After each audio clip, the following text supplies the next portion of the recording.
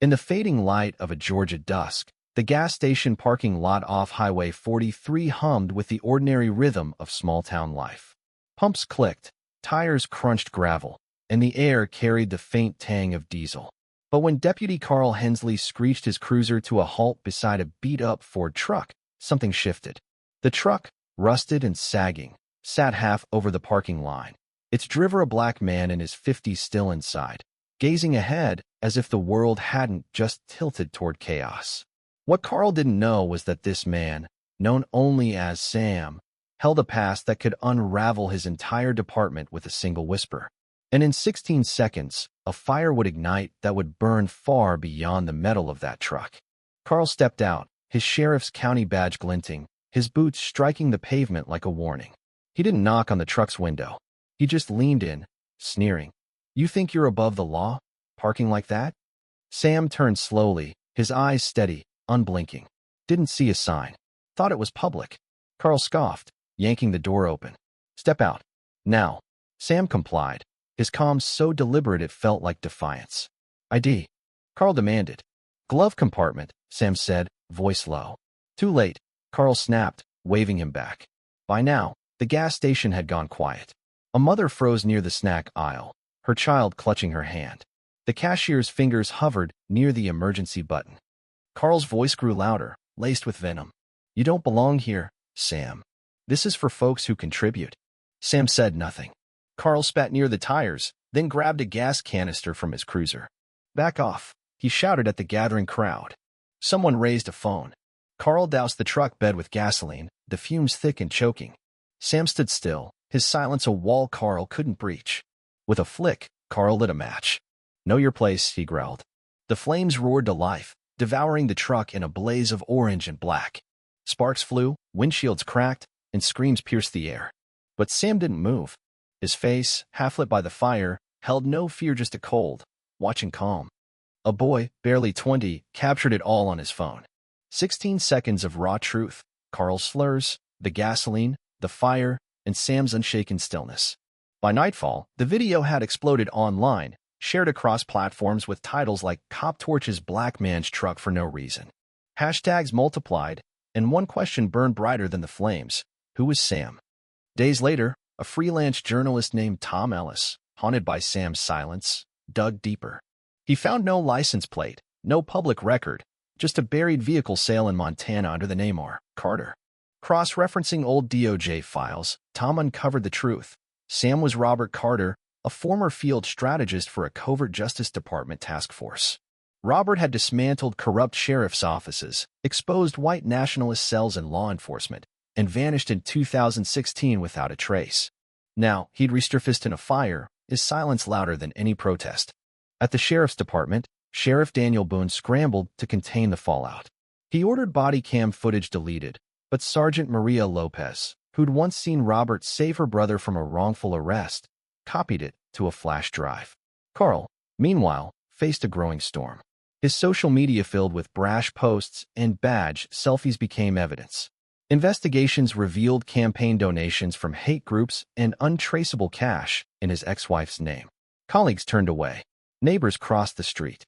At the grocery store, cashiers avoided his eyes. Carl wasn't just suspended. He was erased from the community he'd once dominated. The tension peaked when a leaked tape surfaced, capturing Sheriff Boone's voice. Let Carl take the fall. He's already burned. The internet erupted. Memes of burning badges and hashtags like "burned by sheriff" flooded feeds. Boone's press conference, claiming zero tolerance for corruption, rang hollow. A vote of no confidence stripped him of authority, leaving his office chair empty, a symbol of a system crumbling under its own weight. Enter Clara Morgan, a 33-year-old civil rights attorney with a Harvard pedigree and a fire of her own. She'd studied under Robert at law school, where he'd taught her that silence could be a weapon. In court, she filed a notice for Robert's case, her voice cutting through the chaos. "My client isn't resisting arrest. He's resisting erasure." The judge paused. The room held its breath, and Clara's words became a rallying cry. Robert submitted a 6-page report, each page listing a forgotten fire. 2011, a mobile home burned in Louisiana. 2012, a sedan torched in New Jersey. 2014, an evidence locker in Oakland. No accusations, just facts, ending with, "If silence renders me the color of ash, I'll stand in it so you cannot forget." The report wasn't a lawsuit, it was a mirror. Protests formed, not with chants but with silent signs reading, "The fire wasn't the first." Families of past victims spoke out, their stories bleeding through the cracks of bureaucracy. A retired officer, James Walsh, took the stand, unpinning his badge and placing it before Carl. "I won't carry metal stained by a man who saw nothing human in Robert," he said.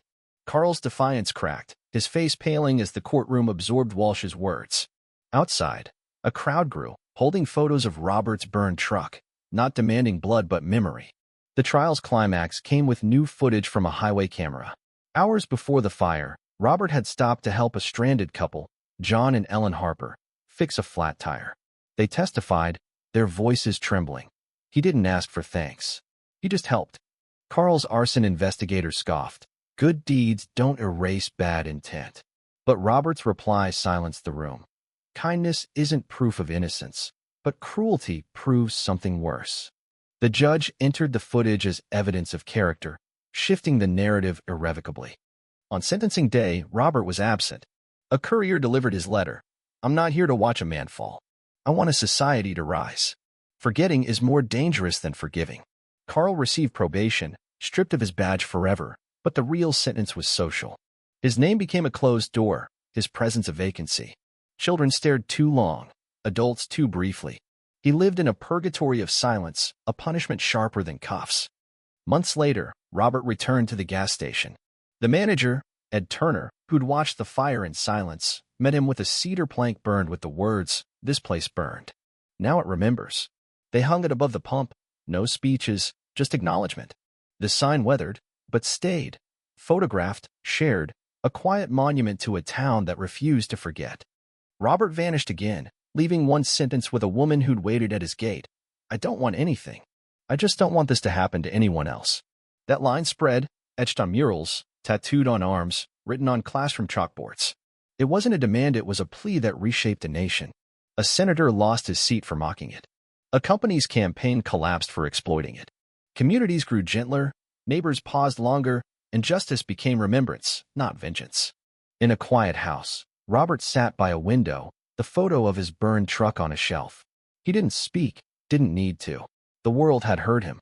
Carl, now a ghost in his own town, learned that fire doesn't need flames to burn, it needs only the weight of truth left uncovered.